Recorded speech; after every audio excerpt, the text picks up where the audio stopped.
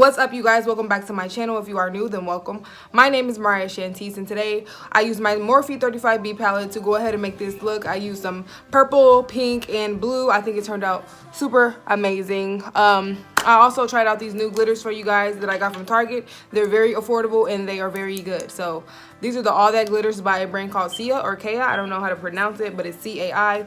And I also did the palette for you guys. You will see all that in the video, how I used them, what I did, how I layered them, and all of that. So make sure that you keep on watching all the way to the end of the video. And don't forget to like, comment, subscribe, and turn on my post notifications so that you never miss a new video. Yeah, let's get right into this look. Thank you guys so much for tuning in and watching my videos. We are 3 subscribers away from 300. 300 subscribers was my goal for the end of this year, so I think I'm going to reach that goal.